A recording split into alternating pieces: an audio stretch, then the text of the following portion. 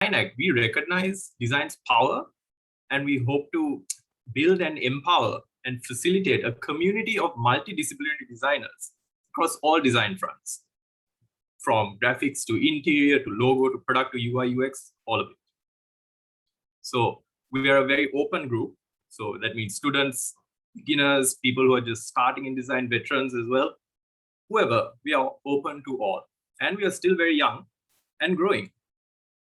So as we're growing, we'd love to get to know you. So please join in the chat, mention your name, where you're joining us from, and what you do in the chat. At the end of this session, there'll be an extra thing on how to get involved, and more details will be provided there. So along with that, I'll be handing it over to Nipuni, who is our moderator for this evening. And she'll be introducing the panelists. So it'll be 4 questions per panelist. And this is to set the tone for like what happens in the industry and like the unique perspectives and views when it comes to what they do in their specific areas, along with design and designers. So along with that, I'll hand it over to our moderator, Nipuni, who is here with us. Yes, she's here now. Yes. Hi, Nipuni. Hi, Ben. Thank you so much for the introduction. No problem. So, yeah, so just to also remind our attendees that, as Ben said, please introduce yourself on the chat, say hi, we'd love to know where you're from and what you do. And also to remind you to use the Q&A chat at the bottom of your screen towards the right-hand side to post any questions that you may have to the panelists. We will have about 15 minutes to answer your questions, and we will try to answer as many as we can. And if we can't, we'll try to answer them as we take the conversation forward on our social media and on our website. So Ben, can you please go to the next slide? Yes, so to our panelists, thank you so much for joining us today. It is our first ever public conversation. We've been having sort of internal conversations for about 8 months, but this is our conversation that's open to the public for the first time. So I would like to invite all of you to please introduce yourself. And Oshadi, you can go first. Hi, so I'm Oshadi. I'm working for Dilma Tea. Yes, I'm not a designer, but of course I work with a lot of designers in different platforms with interior designers, graphic designers, and all of that. So I'm excited to be here and sharing my knowledge as well. Great, thanks so much. Rohan? Yeah, hi, I'm Rohan. I'm privileged to be here again, following what Oshadi said. I'm also not a designer, but I have co-founded a design performance marketing agency that probably has won the most number of design awards for web globally. And unfortunately or fortunately, I'm married to someone who does design on a professional and academic level. So yeah, that's tough. Hi, Patum, by the way. Thanks, Rohan. Niruban? Hey, I'm Niruban. I'm the creative director at Cisco Labs. I am, in fact, a designer, or I'd like to call myself one. I'm self-taught, but my background or my professional studies is in something else. Yeah, and I'd like to think of myself more as an artist as opposed to designer, but I guess it's something that I do on a day-to-day basis. Thanks, Niruban. Yeah, I'm super stoked to be here. Yeah. Thank you so much for joining us. Beshan. Hi, I'm Beshan Kulapala. I'm the director for Vega Innovations. We have a design team under us, so that is kind of the exposure that I have into designing. So it's good to be part of this conversation. I think designing is a very important thing for Sri Lanka. So I'm glad to be here.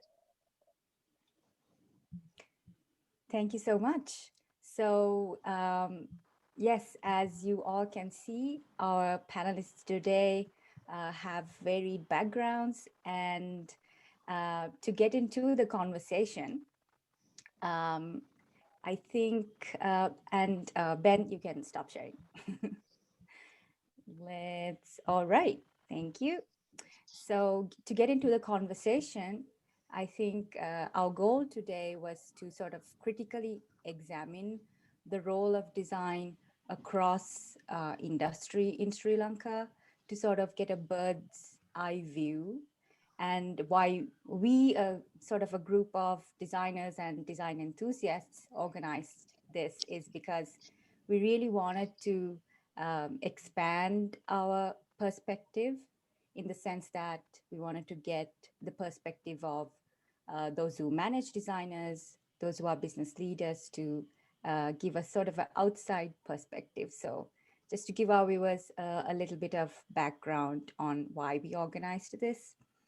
So I'm going to give the panelists a little bit of prep so that we are on time and we can keep the conversation structured. So we'll have 4 questions. The first question will be sort of a rapid fire round, and you'll have about 30 seconds to answer it. And then our next 3 questions will be about 15 minutes each. And so that means you all will get about 3 minutes each to answer them. All right. So let's get started. So the first question is, well, let me start it like this. So this economist called Herbert Simon, he says that to design is to devise courses of action aimed at changing existing situations into preferred ones. So that's his definition of design. Sorry. And design has sort of many definitions. So our quick fire round is, in 1 or 2 sentences, tell us, what does design mean to you? And anybody can start. Varshadi, you want to go first? Okay, so I think in my view, it's basically, I see it as a expression of visual sensation, where it will help us to go from place A to place B. So it's just, that's my view. Yeah. Thank you.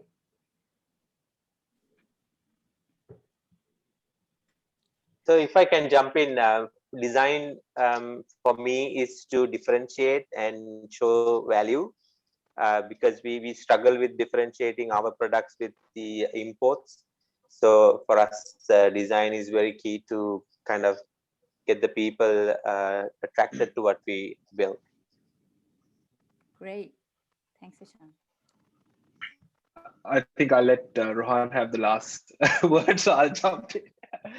I think for me, I agree more with what Oshin said in terms of, I said it in my own words, it's about having personality to something. It's letting purpose have personality, right? Like, right now, I'm pulling whatever little hair I have, because a lot of design is just perfecting things that have already been perfected, and like finding little variations in that.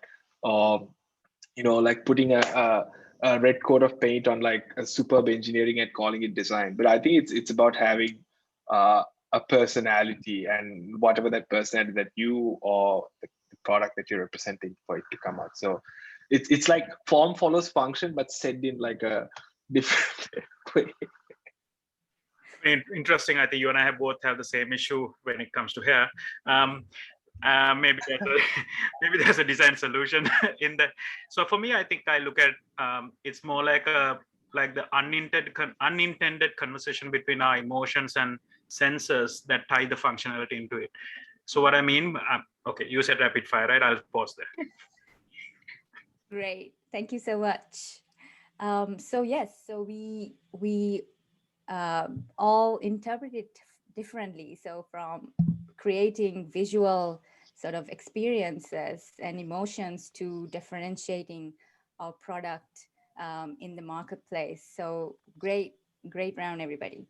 So the second question, and we'll dive right into it. So is we would like to know your story on how you came across design or this word design or the work of designers. Maybe it's that you worked with designers. So how does that story look for you? And what was your first impression of design, and how did it change over time?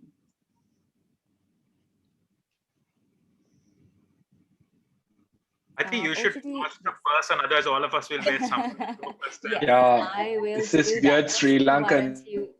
thing, Yes. like, you know, Why don't you go We don't. first? Oshadi, why don't who, you go first? me? Yes, sorry. So yeah, when I started my career in like basically telecommunication industry, I was pushed to work with a lot of designers. But in terms of creating or like communication based, like graphic designers and all of that. So long years ago, I had no idea what I'm doing or like, how to deal with designers. And at that time, I found it very difficult working with designers as well. But definitely over time, I think I got an idea how things work and gain more understanding how to work with designers also. So how I saw things at the start and where I am right now, it's totally, I think I've learned so much and have come a long way working with in different, or we're working with differences. So yeah, so I currently work with a lot of different for different needs at Dilma because I'm into F&B concepts. So I work with graphic designers for product or for my communication purposes, and also I work with interior designers for doing the shops and the lounges and all of that. And also I work with industry experts for, getting a commercial kitchen design done and all of that as well. So obviously from start, from my career, I've come a long way working with them. And yeah, it's different now. So I'll share my experience further in our conversations as well. Thanks, Oshadi. Beshan, would you like to jump in? Yeah, I think it's safe to say that I was in the engineering industry for 10 years and didn't meet a single designer until about 6 years ago.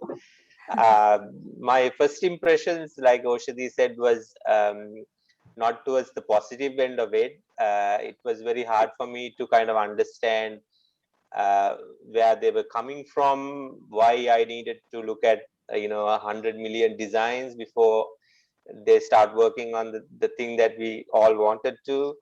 So because as an engineer, I had no clue about how to go through different design cycles and what ideation scripts are and what these things. So it was a learning curve for me, and I think having worked with them for about 6 years, I value their input, and I think designers shouldn't be be free all the time. They need to have some sort of a box around them to keep them focused. But if that is done, I think they come up with amazing things that will surprise you, and I think that's a valuable learning for me, I think, in the last 6 years. Great, thanks so much. So I think I'll go to Nirban. Nirban? Yeah, sure. So my so I still consider myself a practitioner of graphic design, if you could call it that, because like my day-to-day job involves some of that. But how I got here, it's a bit of a long route around. So so my training in like visual arts is actually self-taught in art. So I used to do a lot of murals and paintings on canvas and that sort of thing. So, and because I was self-taught, like you learn a lot of the principles like composition, color theory, you know, like grids and whatnot. But that was something I was doing like as a passion, because after school I wanted to look at a career in design, and then I went to this artist, and he was like, fine arts is here, next is interior design and architecture, fashion is somewhere here, and then graphic design is like there. So I was like, okay, I don't want to touch that. I don't want to go anywhere near that. So instead, I took the next logical step of like studying accounting and being an accountant for like just straight like any good Sri Lankan would do. I was doing Nirban, you're breaking up a little like bit. I think exposure to graphic design was. Oh, Sorry, my connection would have been a bit weak. Yes. Okay, sorry about it. So I think I was saying I was working for Ernst & Young, and my first exposure to design was the Ernst & Young brand manual or brand guideline, and that was the first time I thought, and I saw, wow, you could make pretty pictures and it could make sense, and someone would be willing to pay you for it, and that's like a business objective, and that's when it hit me that this could be done. And then the rest of it is just, I've never worked with designers per se, other designers, till like 2 years ago when I joined an advertising agency. Before that, it was just all on my own and following a lot of designers online. And you just learn so much. So it's like from the internet, like a true child of the internet and YouTube and whatnot. So that's been my exposure to designers and exposure to myself as a designer, I guess. Oh, and I am curious about what that scale was, Nirban. So the scale is here and... fine arts is here, next is illustration, then it was fashion design, because architecture is on a different scale. So it was fashion design, and then graphic design all the way at the bottom. So this was like what's the parameter? Was it important or relevant? He just showed his hand. It was another like a senior artist, like someone who lectured at like one of the design scales. He just showed his hand. So I go by hand scale. I don't even know what it stands for. Right. So yes, thank you for sharing that. And Rohan? I think I'm having a very interesting Rohan, you're also breaking up a little bit. I hope all of you can hear me. It's breaking up a little bit, and your video is a little frozen. Shall we try switching off the video? Just look, would that help?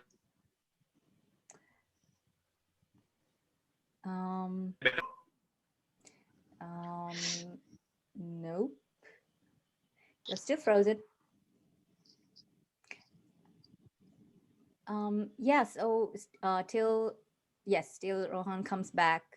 I just wanted to ask Oshadi, so how does it look like working? We would really like to know a little bit about, what you do now with designers, maybe a little bit more. Yeah. Okay. So like I said, I'm actually part of Dilmah F&B concepts team. So what we really do is, if you have heard about Tea Lounge by Dilmah or Brew 1867 by Dilmah, those are the concepts that we kind of roll out, not only in Sri Lanka, but in other countries also. We do have 8 to 9 locations that we already kind of work on a franchise basis. Mhm. So that's what we do. And also, a part of that is basically working with designers on an international platform also. Mhm. So we do have designers who help us do the rollout in Sri Lanka. And then we take this concept and work with designers on an international platform to roll out the concept as well. So to explain a little bit more, so I mean, it's very challenging to work on an international platform with designers because first thing is the learning. You know, you need to take them through that learning curve. There are things that take time and all of that. So that is one challenge. And the other thing is, for some reason, it's I feel like it's designers get exposed to the whole, setting up and all of that at the latter part of the operation. Every time it's just the business guys who take on the core project, and then at the end, when you're ready, you just tell the designers, okay, take it, roll it out. So when that happens, it's just it's difficult. Things get difficult because as designers, especially on international platform, everyone got their idea of, how I want it done, even though we do still, like Nirupan said, we do also have like a brand guideline and all of that, but still, as designers, they also want to do their, thing and show what they want to do and all of that, which kind of take our brand to a different level. So it's challenging, but at the same time it is interesting as well. On the other hand, the global trends, we are working with, at one point we're working with on a project in Kuwait. On the other side, we're working on a project with in Spain. So, Spain team will tell us, no, this is our trend. This is what we want to do. These are the colors that we would like to work with. Or on an interior, they would say, we don't like this setup. This is, all of that.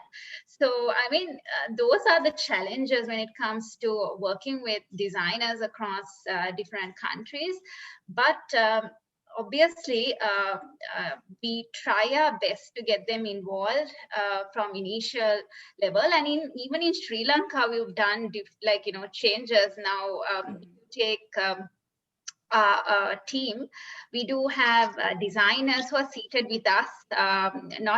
We do have in-house agency, and the designers are seated with us throughout.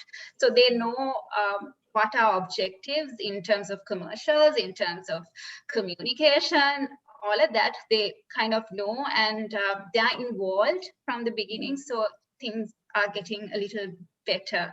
And that helps us to make less Zoom calls and team calls and all of that. Great. Thanks so much, Oshadi. So let's go to Rohan. Rohan's back. Yes. Yes. Let's maybe do your first question, and also maybe you can do two together now since you're here. Yeah. So sorry about that, guys. I mean, I had a bit of a Murphy's third look, right? No problem. So I think for me, my first experience of the design was a rather very unfortunate one. It was when I was quite 6-7 years old. My father decided that he can design the house we are going to live in, right? And let's be honest about it. My father was not an architect. He worked in civil, and he was a construction foreman type of a background, right? What he did was he basically took the same things that we were currently living, which was an apartment at that time, and built a house which is on the real estate he bought and all that. And he was very proud of it. But for the years to come, I was too small. Obviously, I didn't know any of these words and language and webinars and all this fancy stuff today. But we obviously understood it was that thing that we never discuss in the house is this house is not done properly, right? But as in our generation, there were two rules when it comes to dealing with your father. Father is always right, and father is never wrong, right?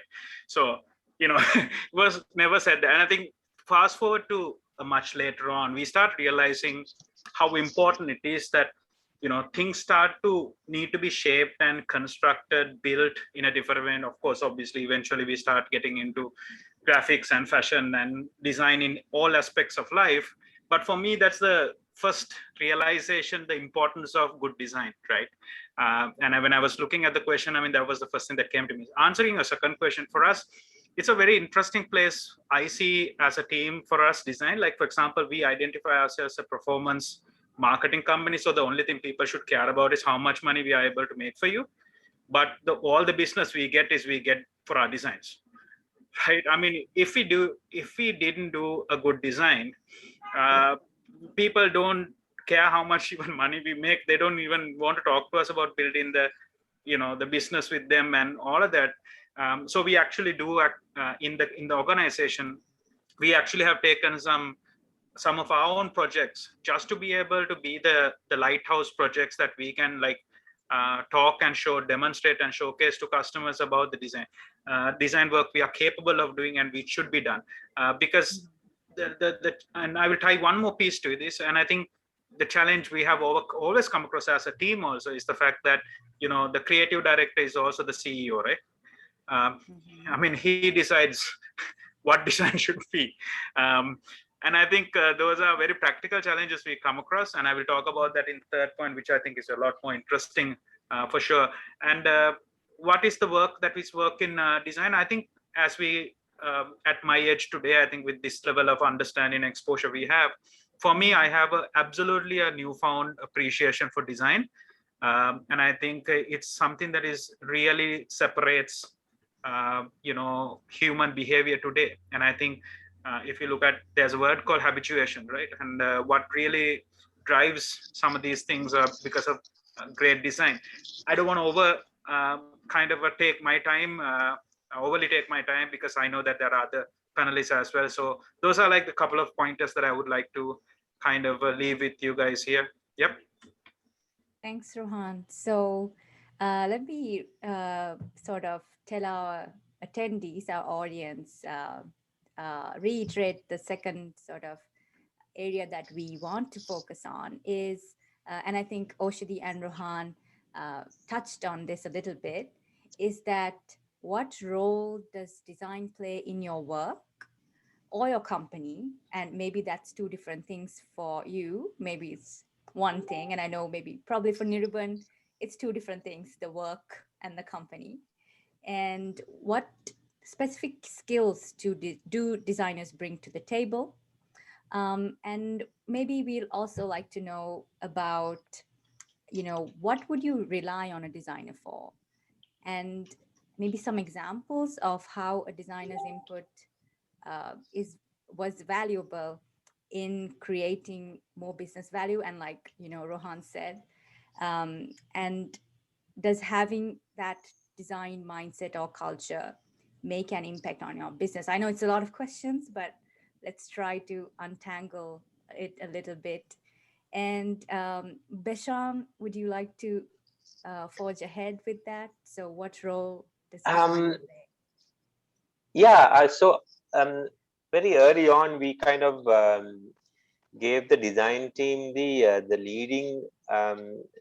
They would be the leading employees to get into a new product design. So I think that was a good move in terms of, you know, when you look back, because before any engineering work is done, they have a good grasp about, you know, what it should look like and, you know, what are the parameters as to what it needs to be engineered into.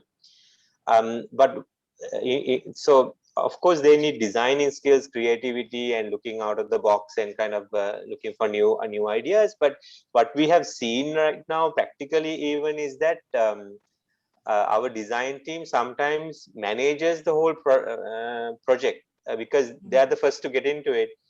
So they know the in and outs of it, and they have got into the project management side of things. So there is a lot of opportunity for designers, I think, to kind of have a leading role in an environment like ours, where they are not just designing but actually taking the project forward. And I think that's a good thing for designers, because when you want to design something new, something that looks different, nobody wants to,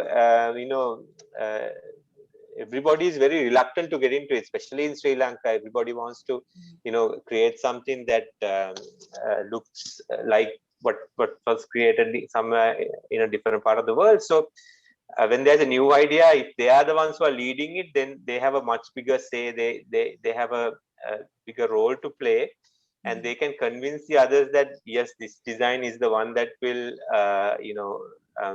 break the deal. So I think from that point of that perspective, designers should not just be creative, but they should be strong characters, especially if they want to push new ideas to a team. And then project management, things like that are also important because they can play a very leading role in a team or a company. Right. Just a little context for our viewers is, Beshan, tell us a little bit of the projects that you can share with us. Yeah, so part of the biggest design work that we did was the Vega supercar that was completely designed by local designers as well as the engineers. So I have a design team of just 3 people. They have had they've done studies locally. Some have done studies internationally as well. And then we have moved on to design electric vehicle chargers, agriculture technology, and then an electric 3-wheeler that we just put out as a teaser a few days back. So in all of those cases, the designers take the leading role and they look after this product right until the labeling is done, or the box that it goes into, or the wrapping that it needs to go into before our agriculture product gets into the supermarket. So I think we have given the design team a lot of leadership opportunities, and they have really taken it on and kind of built themselves on it. So it's a good feeling to have when people who are creative are taking on the lead roles. Right, great. So one more follow-up question for you, because I think you interface a lot with the sort of design and engineering aspects. So how do designers collaborate with engineers in your company? Can you tell us a little bit about what that process looks like? Let's see. So once the business model or the idea has been approved to kind of get on to a new product, the designers would do a marketing kind of an analysis to see what's out there. Because we don't have a marketing team under Vega, we rely on the design team to kind of go look at what's happening around the world and to come up with the initial report as to what would be the best way forward. Then we get maybe all 3 designers or 2 of them to kind of do competing ideation sketches to see, to give them some individuality to come up with ideas. And then we kind of narrow it down and pick 1 or 2 ideas to take it into the prototyping level. So most of the work like the Vega car or the electric 3-wheeler, sometimes we do a 3D print of it. Sometimes we do clay modeling or foam modeling to kind of see something that you can see, can touch and feel to get an idea. And then we start doing CAD modeling work to kind of get it into a simulation model. The designers would work on a design tool like maybe 3D Max or some kind of a designing software, and then that gets handed off to the engineering team at that point. That gets designed in a CAD environment. So then there's a lot of back and forth as to what they want to do. It's a very delicate place to manage, because you don't want the creativity to die, but you want something that can be engineered also, because if it's very complicated, it's very costly to engineer. There's more errors, more mistakes, things like that. So that is, I think, where management comes into play as to how to kind of manage it, set the tone, and make get the creativity out while you're having a good engineering model. So that's the kind of the process that we take Right. to get to a prototyping stage. Right. Thanks so much, Peshan. It was really interesting to know that. And Nirvan. Yeah, I hope I'm not on mute. Okay, cool. No, you're good. Okay, so all right, the question was, I think I'm just trying to recap so that I make sure, like, Yes. the input that designers have on businesses, and correct? That was the Yes. question, So right? yeah, what role does it play in your company? Okay, so I can't speak for the whole company because Cisco Labs is a software company. My function or the role that I play is in marketing. So it's what the design I deal with mostly is graphic design, motion design, designs. And like this is like a no-brainer. Like obviously it plays a huge for marketing, visual design, and graphic design. I think, in fact, some might even equate the two to be the same in terms of like, graphic design is marketing, or marketing is graphic design. But the thing, and then I'm trying to like pull like different things from, especially what Deshant said, and a little bit of what Rohan said, because I'm of this view that right now in marketing, right, Rohan, I think I'm on the opposite spectrum. That design doesn't matter because a lot of design can be automated. A design, and this coming from a design, I believe like design can be automated. In fact, a lot of graphic design work that we're doing is going to become like it's going to be automated, and it's going to have like little to no human interference. And that's the nature of advertising, right? So you have programmatic and all of that. You need to advertise at scale. Five years ago, you had one person open Photoshop and make 10 different Google banners of the same ad.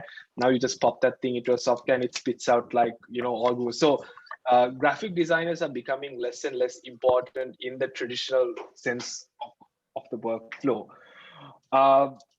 So in that case, like why are designers or any kind of graphic designers or motion designers, why are they important at all? And that's why I go back to that thing. It's about, and this is where I'm also getting a bit stuck, because like design, I don't think you can completely separate being called a designer versus being called a creative. Like it's unfair to assume that all designers are creative and all creative people can do design. So you could be a great designer, but you could be terrible at creating new things.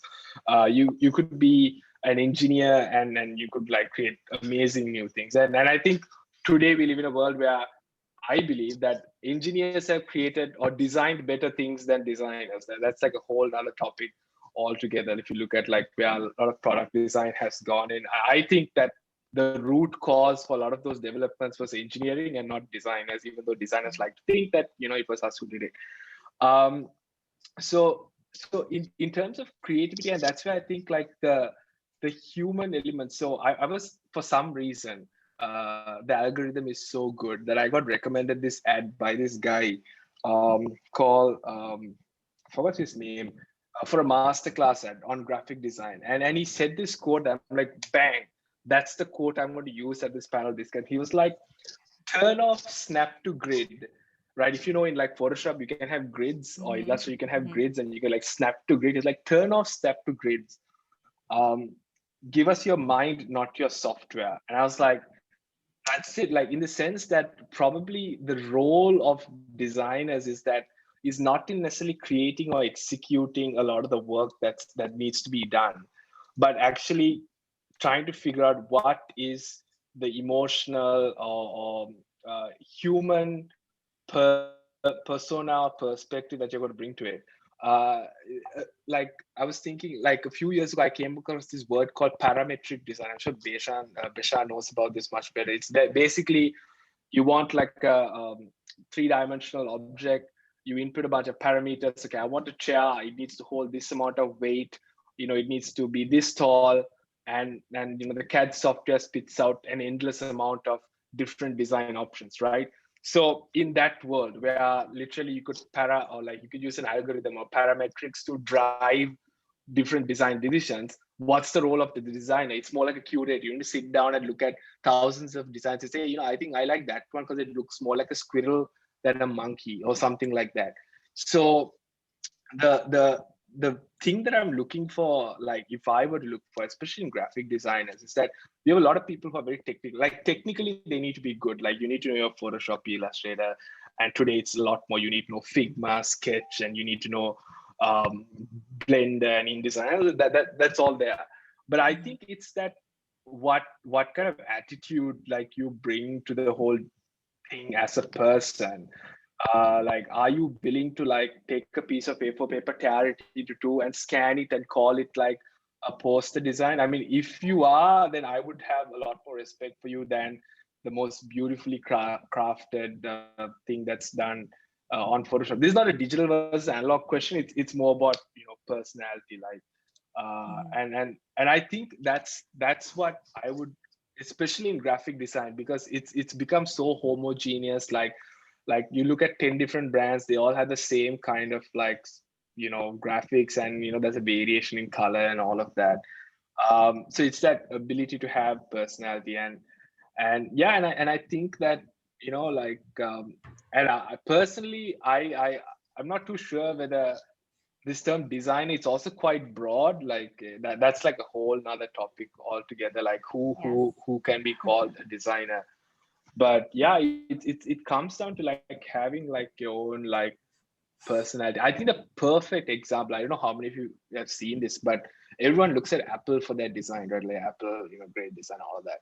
Yeah, sure. But I mean, it was an eventuality. If you think of it from an engineering perspective, like it reduces the amount of materials that you need to make, lesser moving parts, better cooling and all of that. I think it's like a smart engineering decision.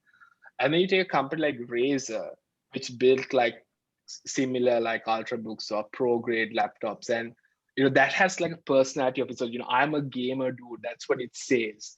The whole design language of it. So that's probably where a designer came in and said, hey, let's just do something that doesn't make sense, or that's not optimized, or that just looks bulky as hell. So yeah, I think for me, like the most important skill is having that sense of personality and individual style, I suppose. Great perspectives, everyone. Thank you so much for sharing those. So before we jump into our last question, I would like to remind our attendees that you can ask questions in the Q&A chat down at the bottom there. And we will have about 10-15 minutes at the end to answer your questions. So please do. And so... can I ask a question from Beshando? Yes. Like this Go completely ahead. off script. I'm just curious, like you said, because this is like going to be like let's say a designer comes up and says, we want to make the car like it needs to look like a box, like it's all sharp angles and it's going to look like a box, right? That would have that would look unique. It would differentiate and all that. It would not look like a Tesla. But the engineering choice is to make it more curvy, it's more aerodynamic, and reduces the load on the battery, etc., etc. In that sort of a situation, is it who's really taking the call? Is it the engineering call first? Okay, it needs to be curvy, and within that you can have this amount of freedom, or is it the design thing? Designers' freedom first, and then engineers have to figure out a way to make that happen. Our discussions, initial discussions are brutal at Vega. I mean, it goes back and forth, and my job is to not get them to fight over something, because ultimately, like what you said, it's the designers versus the engineers at the forefront, because they are trying to get their comfort zone in. But at the end of the day, we try to compromise and bring it to a point where there is creativity. There is a differentiating factor, because for us, designing doing product engineering from Sri Lanka, our biggest competitor is all the imports that come into the country. People compare anything with that we do against the imports, and if we do something new, then the Sri Lankan mentality is like that is not going to work, because the other parts of the world hasn't done it yet. So it's a very complicated process for us because of the culture here, the kind of the limitations we have, and things like that. So at the end of the day, you must compromise. You have to find something that people will like at the end of the day. And also, just to add, from the engineering point of view, engineering is very hard in Sri Lanka because we don't have tools, we don't have resources and things like that. So for us, we have to find easy ways to engineer something, and then sometimes that hurts the design, because there is no way to do the fancy curve or some material that you would need, because we just don't have it here. So things like that also restricts on how flexible we are. Great. Thanks for those perspectives, Veshant. If we jump right into our last question, is that, so how can Sri Lankan industries create more business value through design? And we talked about your individual experiences and sort of the little details that go into your respective fields of work. This is more of a broader question. How can Sri Lankan industries create more business value through design? And what are the current challenges in Sri Lanka that prevent companies hiring designers or applying design to their businesses? And I'll start with Oshadi. So I think the number one challenge for a company is maybe I'm assuming it's the cost, because nowadays everyone's concerned about how much they spend and what is the value that it would create. Like going back to what Rohan said, I've seen people like how his father wanted to do his house just like that. Even in commercial sense, I've seen people drawing a design and asking designers to do that for us, like this is what I want, or take it from Pinterest or something and say this is what we want. So I think the challenges the cost, number one, as well as the mindset. Sometimes people tend to think we know it all, so we don't need help. We're going to do it in-house. We're going to do it on our own, and then end up in a mess. So I mean, those are the main challenges. And also, if the project is also not large enough, sometimes people tend to think, do we have to invest on getting designers or getting someone involved in? So that is also, in my point of view, those are the main three challenges. And with talking with my experience for last few years, I think obviously designers in a setup like us obviously add value, because we want to be on top of, we want to guide international or like countries to do what we want to do. So designers do play a bigger role in our setup, and it do definitely add value, because we are a team that sell a concept. So obviously for us, when we franchise a concept, designers need to create that wow factor. Designers need to create that first impression. Okay, what is this? We want to work with them. We want to see how it works. So all of that is through design for us. So therefore, obviously, if we use it right, if we use the right set of designers, thank God I'm working with a bunch of really talented designers in terms of working for graphics as well as interior. So that do actually create a lot of value for us in my perspective. Thanks so much, Oshadi. If I go to Niruban, would you like to, maybe piggyback off of what you said before and sort of your vision of what it could be and the challenges. Yeah, sure. So obviously, just before I joined Cisco Labs, I was working at an advertising agency, so I had a broader perspective in terms of how Sri Lankan businesses view design. And so I think I mentioned this Nipuni also once. I think the number one reason why I'm talking about graphic design specifically, right? That's my area, so I can't talk for other like visual communication medium.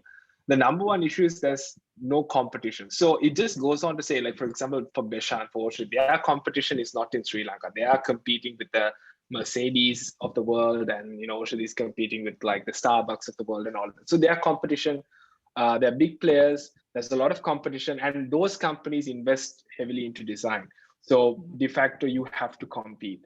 A lot of brands or that companies that operate or do business in Sri Lanka, there's little to no competition. If you look at the marketplace, you think about it, like we have 3 telcos, we have like 2 biscuit companies, we have 2 fizzy drink companies, we have like 5 hotel brands. Like if you think about it, like there are like 3 FMCG or 4 FMCG leaders in the whole market. So there's little to no competition if you think about it. So there's no incentive to pay any amount into design or into long-term brand building. So that's number one. I hope I don't get like called up for this or like blacklisted after saying that like every brand must have never worked with Niruban.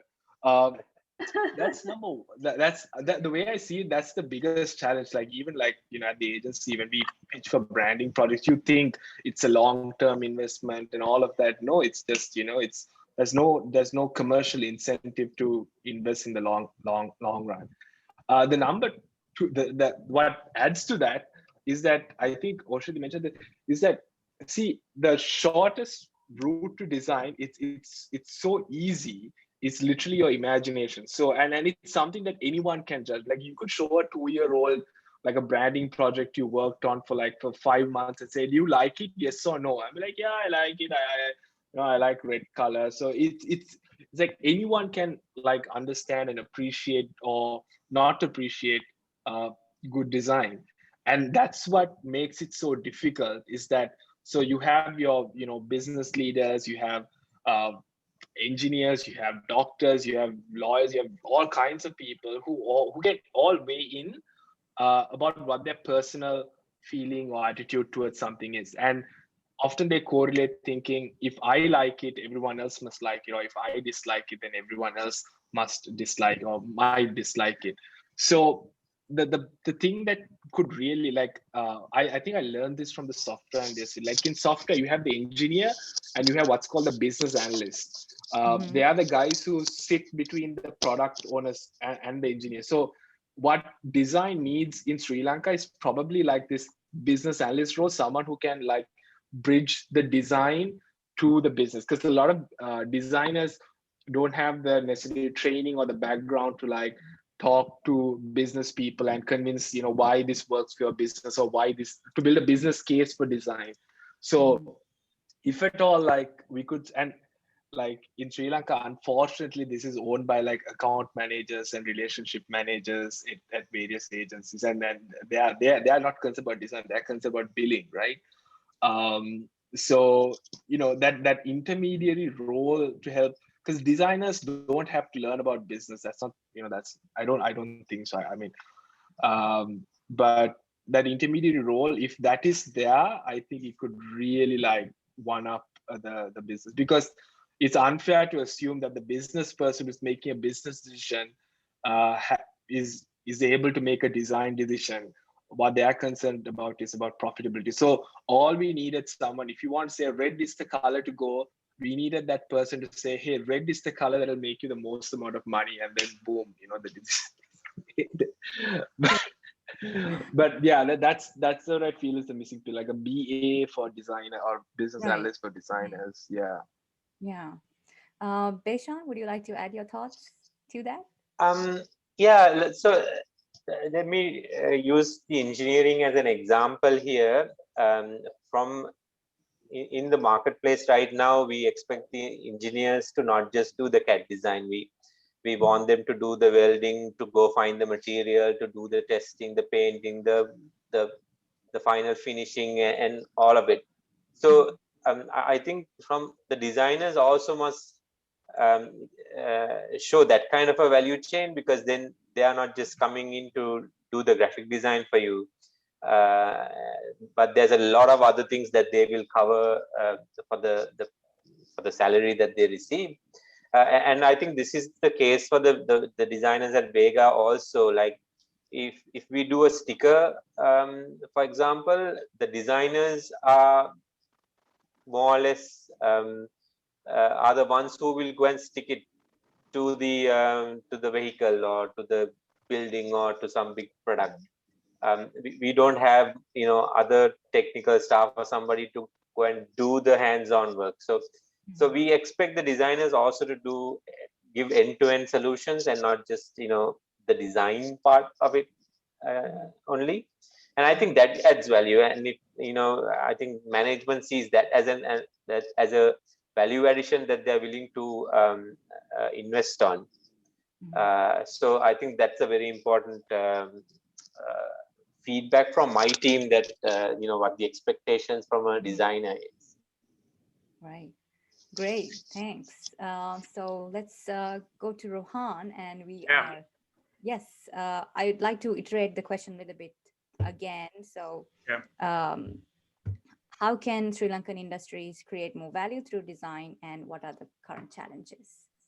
I think some of the answers were already covered, but I wrote down a couple of pointers I want to cover. I apologize if it's not seamlessly connected to each other, but the first of all is that, like, when I started my design, web development, my digital marketing agency 6 years ago, nobody gave us business, right? I mean, nobody thought, and the answer was like, you don't have any work. How can we give you business, right? I mean, that's essentially the answer. And then we had one guy, and to this date, I consider him as the best all-round designer I have ever come across in my life. Quite a young guy. He's in Singapore now. And essentially, there was a contract that was about to go to UK design house, because Sri Lanka doesn't know design, right? Sri Lankans don't know design. And we said, well, you're going to pay like 10 times more. Why don't you give us 1 week? And if you turn around a design that you like, give us the business. And that guy he turned around a design 1 week. I think it was about this 100 million year kind of a star alignment thing, probably.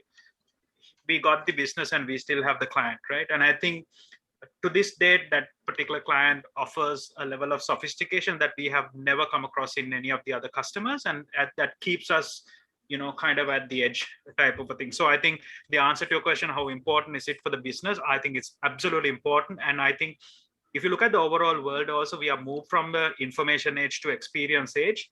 And I think what is really happening is that experience is predominantly derived out of great designs, right? And I think so design is becoming increasingly important in everything we do and everything we say across everything. I think a lot of like graphic design stuff, like things like Canva is really taken up. You probably don't need Photoshop as much, but the thought process, I think, is what you really need. So, and the thing about this particular design, and I will highlight, is that he did not only knew the design, he knew what the importance to the business is. He could articulate how that design will, as you rightfully said, this is the red color that will translate this amount of money. I mean, he was able to articulate. That's why I said it's almost like finding a unicorn at that time to be able to, because we couldn't afford another BA as well. That's another headcount for the business, right? In our line of work, because we come from the orientation of performance, unlike Bazan, ours is performance drives. Designer can come and say whatever, but if the designer, the performance guy, the development guy says this can deliver this much more value, design is second for us. Unfortunately, that's what it is. And I would like to quote something that I've heard about 6-7 years ago. It says, creativity and design has its bounds, has its bounds, especially in the business environment. You can't have a free space and say like, do whatever it takes. It just doesn't work. You have time measures, you have resource allocations, you have financial, and great designers, whoever they are people who have that understanding and who can work across those limitations as well. And I think that's a great design for me. A couple of other things is coming about Sri Lanka, exactly what he said. I mean, I think your employability just dropped by about 70%. So because the reason is, like in Sri Lanka, this lot of organizations, right? They are not going anywhere. You can't challenge them. They are just there. And so essentially, the challenge you have is that we are a third world country, disposable incomes are less. So we value price over so many other factors. So if the design is driven towards driving more value to the customer, yes, I think that's a great design. But design beyond functionality just for aesthetic purposes, and if it increases the price point, I think that will meet with a lot of resistance in the country, and it's just not viable for people, because people are not willing to pay even 5 rupees extra just because it's a great design. I'm not saying there are exceptions. There are people in the spectrum who will do that. Vast majority, you can't build a business with exceptions, right? I mean, I think so. You have that. I mean, great example. I think for me, the great design experience provider of Sri Lanka in a branding side is Sparsilon. Sorry, Oshadi. So I think, so Sparsilon's, the work they have done in being able to, luxury Ayurveda is predominantly had a white, they created black, and I think creating those kind of a majestic king. I mean, I think for me, it's a great example of how design can help build a brand over a period. But of course, it has to be supported by the economics and the financials that goes along with it. One last thing I would like to add here is that I think education has to evolve. Today, I think, and I'm going to be in so much trouble at home for this,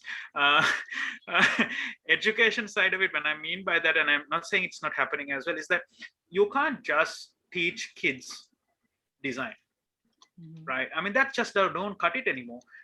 Kids need to come out with an understanding about how does this design improve, or what are the other aspects around it has to be taught. And I think oftentimes when you interview people, they come up with this ideas that because I created it, it's the greatest thing. It's just very subjective opinion in my point of view. If you have to come, you have to come up with more than that. It's not enough to say that I have a great design.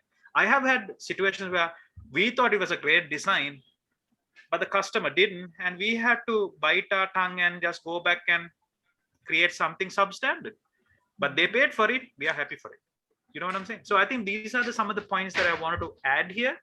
And I think from the education standpoint, I think we need to start building this thing into the kids about the overall thing that it takes today to be a great designer.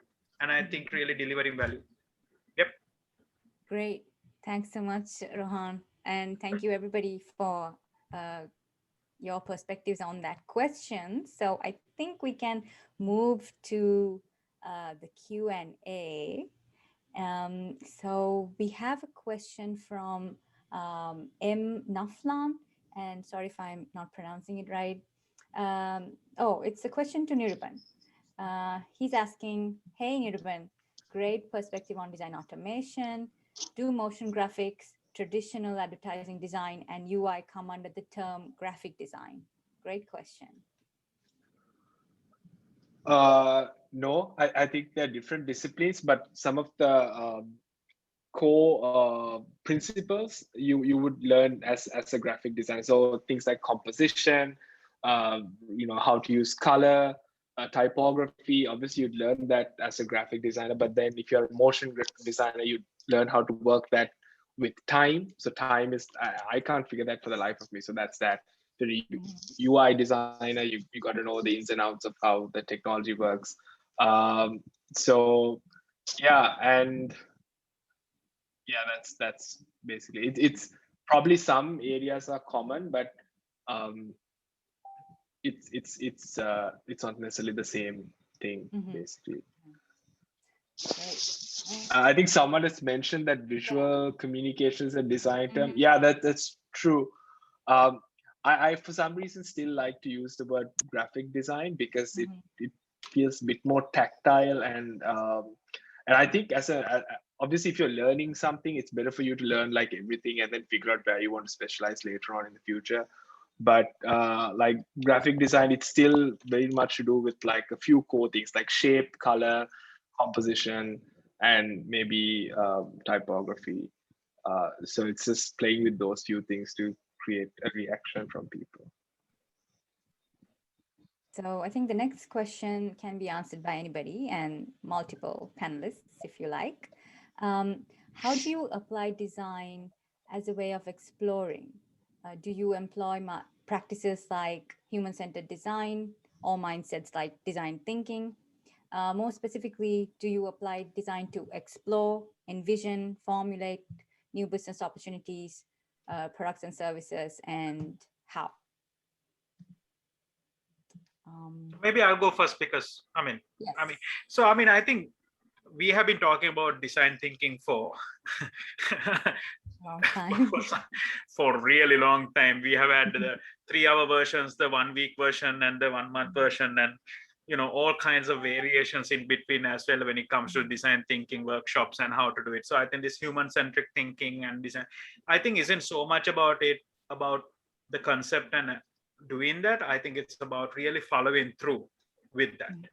Where I feel organizations have failed is they have this amazing workshop. There is certain lot of things that they want to follow through, but that follow through doesn't really happen because it's such a serious investment of time, effort, leadership commitment.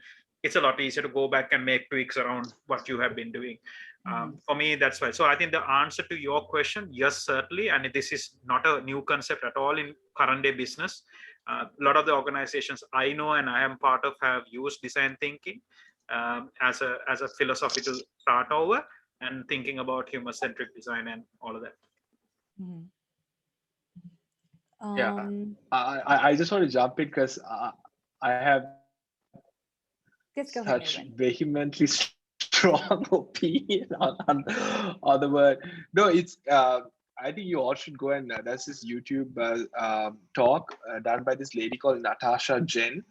She's a partner at a branding agency called Pentagram. Pentagram is like one of the most celebrated branding agencies in the world. She does this talk called "Design Thinking is Bullshit," and it's not. But the point I'm trying to drive is that what she says, and that's been a lot of confusion lately. So you could be a creative business person, right? And that doesn't and you don't have to be a designer to be creative. So a lot of things that we do as designers, which is like iterating, sketching, like that's like exploring or whatever you want to call it, things that we do on a daily basis. So if I were to sit down and do a design, I would like sketch it out. I would have multiple iterations. I would explore. I would create a mood board. I would do all of that.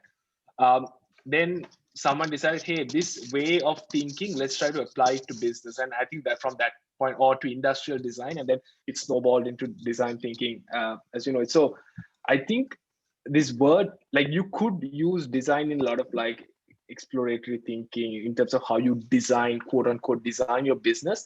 But you could have not been exposed to this word and you could just be a straight up but really good business person or an entrepreneur, and you could have still created it, because creativity is not something that's exclusive to designers. You could not not be able to draw a straight line or tell blue from red, but still you could be an amazingly creative person and you could create an amazing business or a product. So it's just, I think, interesting how these certain words and phrases have sort of like created new layers of going about things that really don't have to be there. I mean, like, yeah.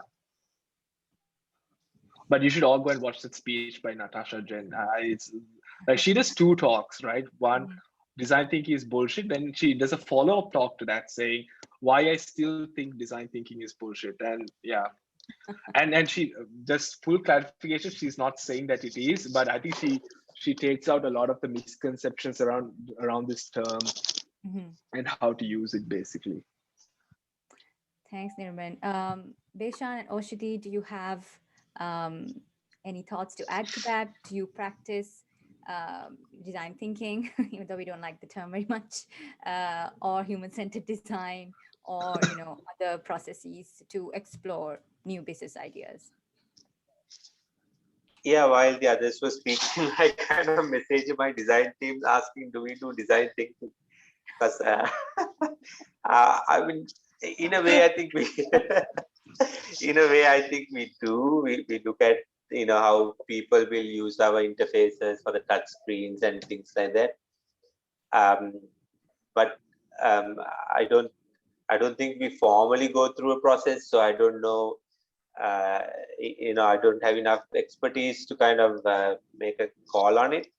But for us, at the end of the day, we have had many designs that people couldn't use. It was too complicated, or the buttons were not in the right place. There were instances where one couldn't hold the steering wheel and touch the touch screen because it's too far away. So we had to do changes. So we've done a lot of mistakes and trying to learn from it. I don't know if there's a formal way to do design thinking, so I need to go and ask them, or if that's a good thing or not.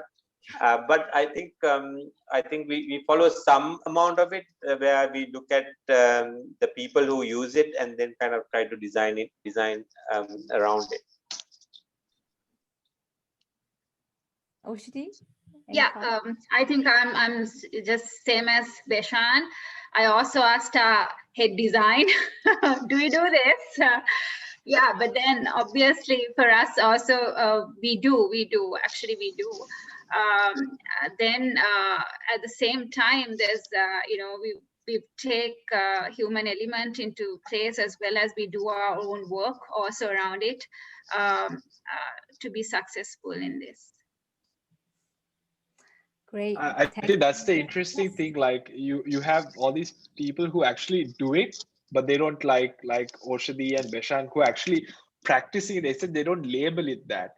Yeah. And then there are guys who label Label it. and peddle it as like a course to sell or a workshop to conduct. I said it's Yeah. Yes, definitely. So it's just a new way for management consultants to make money. Yeah, completely agree. Completely agree. all Can right. I just comment on this Apple thing? Because Sure. so I think the point about Apple, I'm talking about from today onwards, right? I mean, from what I'm saying, Apple design is overrated. They are just a magnificent marketing engine. The reason why they are winning is because of superior engineering. I mean, if they did not come up with that M1 chip, I mean, listen, design wise, I think they are met with so many other players in the market. It's just that they don't have the brand and this godlike kind of a aura about thing about that Apple brings to the table, and Apple spends billions of dollars to retain that image.